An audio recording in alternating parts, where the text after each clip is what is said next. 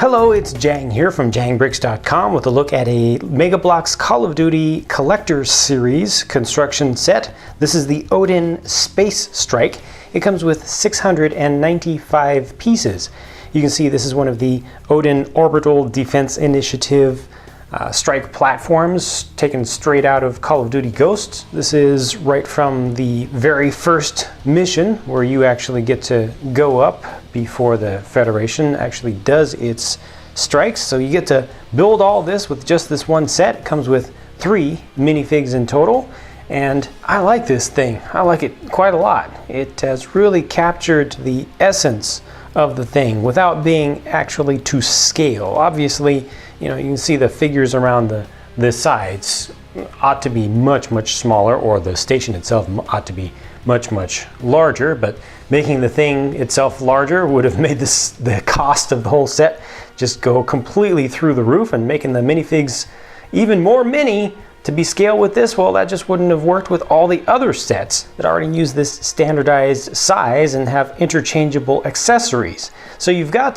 the ammo depots around the sides, the interchangeable ammo canisters, which have the tungsten rods, or at least they're supposed to be tungsten. I don't know why they went with this transparent blue color for these. They look cooler like this for sure, but more realistically, they should have just looked like these. You know, they're pretty plain. I mean, tungsten, the surface of tungsten would kind of be like the middle part of my ring there, not even that shiny, but this is kind of the firing segment down at the base of the thing. The whole thing has a lot of maneuverability to it. There are a lot of things that can be moved.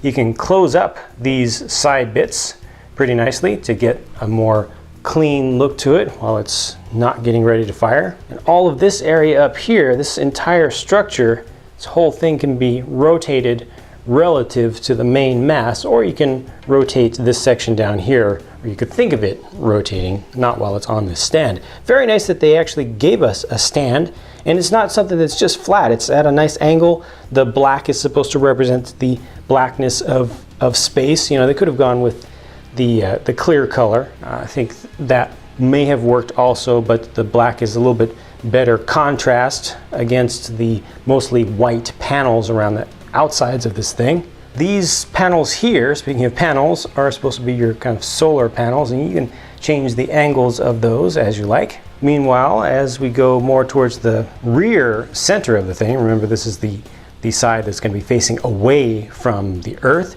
you've got your RCS thrusters around the sides, only 1 nozzle each, but that correlates to what you saw in-game in the mission, where you had to come up to this access panel here, remove the whole hatch covering the thing, and then get to the main fuel lines inside. And guess what? They let you take that off. Just another small little bit of detail in there, not a whole lot that you can see, but just helps you to simulate, especially for the younger kids who want to actually play with the thing.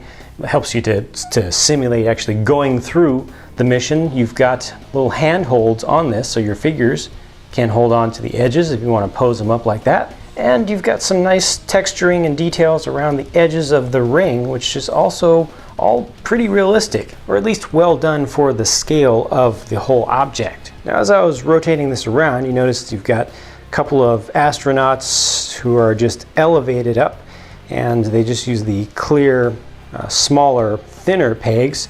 A couple of those stacked up on top of each other with a sleeve to connect to the sections. So you get a couple of these that can be posed up as you want, just kind of floating around. There's another one there, and we'll take a closer look at these figures as well, but it's just nice to be able to pose them like that, and you can really rotate them around so they can be kind of shifted off to the side.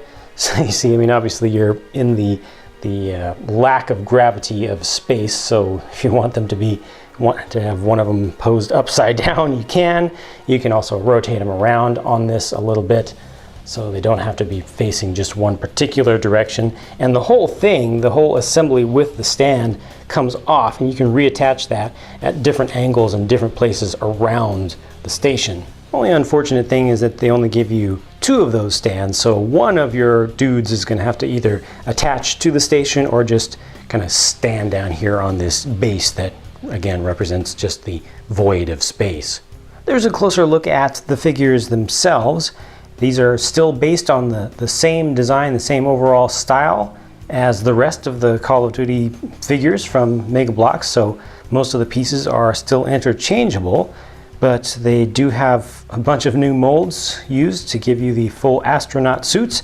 The first two are Americans, US forces, or you can see them as being the crew members in that first mission. You could also kind of see them as being soldiers who went up against the Loki station later on, and then you got the one Federation soldier over there, or Federation crew member. I guess they're all soldiers, right? They're all enemy combatants.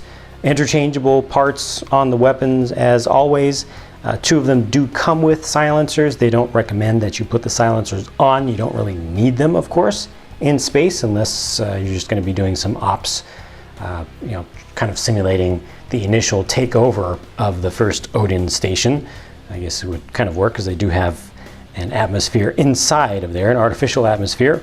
Big old packs on the back. They've got their badges to match with which side they're on, and some nice metallic silver paint that's added on the bottom parts. Just adds a lot more believability to these by having that little bit of paint and not just having it all being one color all throughout. You can see a peg, kind of one of those rectangular pegs over here on the side. There's also another one on the opposite side, so those will allow you to attach accessories and or weapons. And this hole in the back is the size of the standard round peg, which is how they're able to be attached to the stands that make them look like they're floating around. And then the three different weapons are assembled in different ways, and just as always, you can swap things around as you like. Let's take a better look at just one of these and see exactly how they're constructed. First of all, the head is all one piece, so you don't have a helmet that you can take off and then see a regular human head underneath there. It's all one thing, a little bit rubbery. All the parts are using the same molds from soldier to soldier or figure to figure. They're just painted differently and colored differently. On the front, this white bit is actually using the same paint and same colors between all three figures, and that is removable. So that just comes off, just attaches to the two little rectangular pegs on the front. On the back, this entire pack, this whole unit back here, gets removed with just a single round peg. So that's all just one piece right there. That comes off, and then you can see the vest underneath, and the vest is going over a pretty standard Call of Duty body that they've used before. So pop the head off.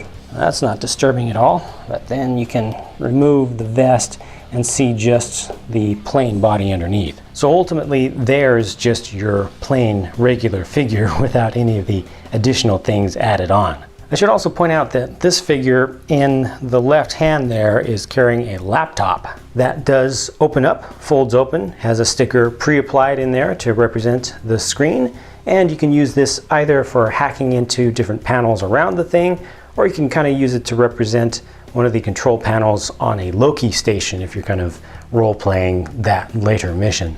A lot of good stuff going on with this set, I've got to say. It was a very satisfying build, putting it together was not tedious. There were a lot of small parts to it, not a lot of large pieces, so you really feel like you are making it, you're really putting the thing together.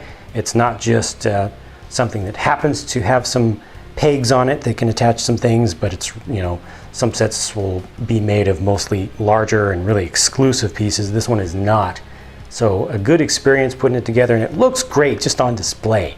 You just easily imagine that being on a table, a desk, or on a shelf, especially on a shelf high up. It looks great from all angles, especially if you're just a fan of anything in space, and then combine that with a little bit of fandom of Call of Duty or Mega Bloks, either one, and I think you've definitely got a winner here. This is just really nicely done. The only things that I think could have been done better are the colors of the rods, the kinetic rods.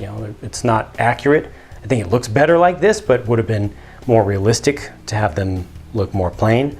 Another minifig just to kind of even up the sides, one more Federation minifig I think would have been good, and beyond that, making the thing large enough to fit the minifigs inside, but again, that would have just been ridiculous. It would end up being $2,000-3,000 set or something like that that would take a week to build. So given all of the constraints of real life and reality and reasonability, I think they've done a really good job with this, and I'm definitely going to recommend this. If you like what you see, then I think it is something that is worth purchasing.